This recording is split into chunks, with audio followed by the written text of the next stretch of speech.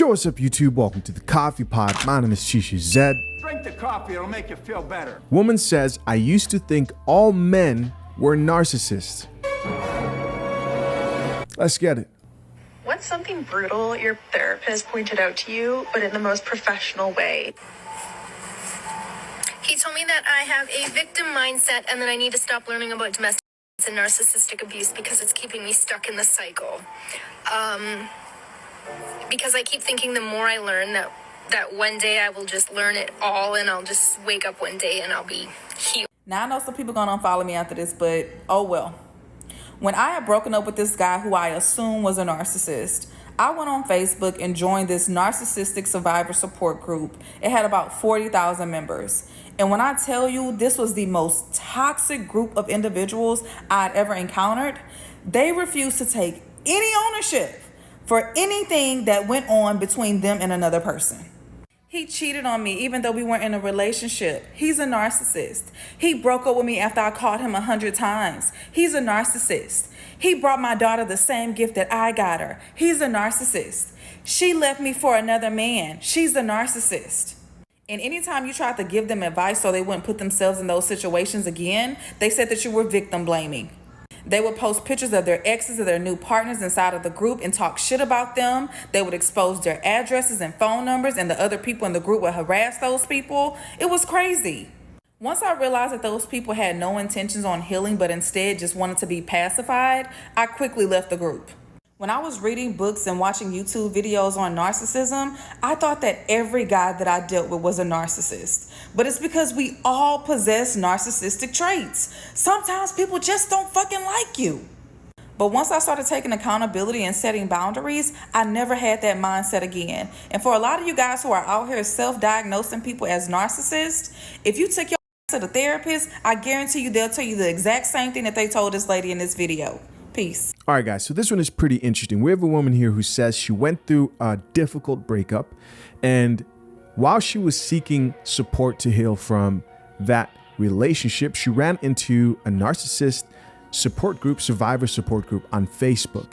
Now, I want to say this. I've actually seen a lot of those. There are YouTube pages that are solely dedicated to like surviving, dating a narcissist. In most cases, these are female-led type support groups, pages, and she's right. They'll get on there, they'll post pictures of their exes, they'll talk a lot of shit, right? And none of them will accept any accountability because they label themselves as victims, as somebody who had a mental illness, right? They are the victim. And just like she said, it's frowned on in those communities to hold any women accountable in any sense at all. To say, oh, maybe you should stop avoiding these people. You are a victim. You couldn't help it.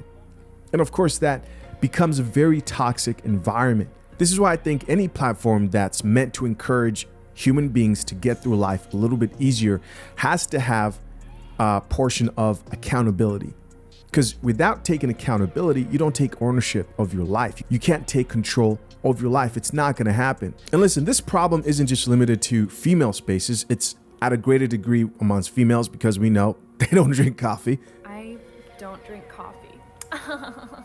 But even male spaces can be prone to being this echo chamber of messages that just point out women to just be bad overall. I don't believe women are bad people.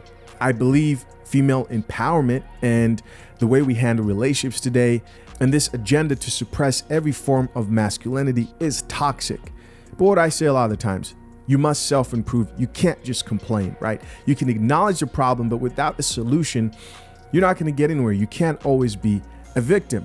And there are guys who hear that on here and they act like the women on those other platforms. But with that being said, when it comes to this narc thing that she was talking about, it's primarily women who are in those platforms. And the crazy thing is that they're diagnosing people who they dated without any actual medical professional. They'll just self-diagnose their ex-husband and say, oh yeah, he was a terrible person. He was a narcissist, right? It's a blanket statement for a man I dated who things didn't work out with. He was a narcissist. And once you label him as a narcissist, now people can't question anything you did because you're a victim, right? Everything you did was just in response to being a victim of somebody who is narcissistic. That's why it's so dangerous. And that's why women run to that word, because they don't want anybody to hold them to any standard or any accountability. As always, there's a few comments here that I want to look at. First comment says, sounds like a lot of them became what they despised. Damn.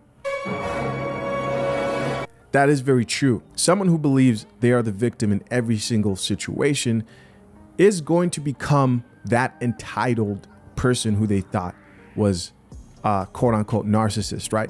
Next comment reads, people start to do a little bit of learning outside of a classroom. It tends to inflate their ego. They actually think they're smarter than everybody. That's facts.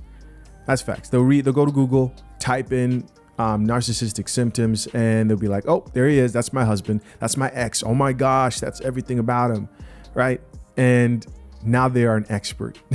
Next comment from a woman reads, when I was researching it and I thought I was a narcissist by the end. LMAO, that's funny.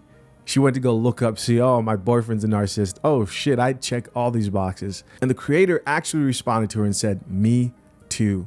Very interesting. Finally, our last comment here says, I literally met a man like this and had to cut all contact. I literally seen right through it heavy on the no accountability. We need accountability. Everybody needs accountability. You can't get through life blaming your ex. You can't get through life blaming everybody else but yourself. Listen, I know it's not easy, but sometimes you need somebody to say you're effing up, right? You need somebody to say, hey, you're not being your best version of yourself. You could be better. You could get in the gym. You can make more money. You can. Is it easy? No, but nothing is, right? Or you can just be a victim your whole life and complain, but where's that going to get you? You can be better. You can improve. Listen, there's nothing wrong with acknowledging that you are frustrated or even complaining about things once in a while. The problem comes when all you do is complain. Everybody complains. But what do you do after that? Do you figure out a way to make your situation better? The guy that says, oh, never become better, we're all doomed.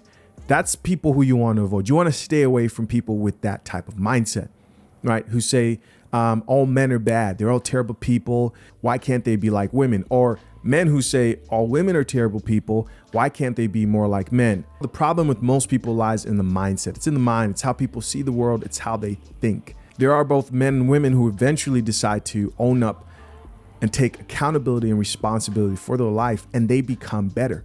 And that can be you. Listen, always curious to know what you guys think. Leave a comment down below. I appreciate you guys for checking out yet another episode of The Coffee Pot. Till next time, I'm out. Peace.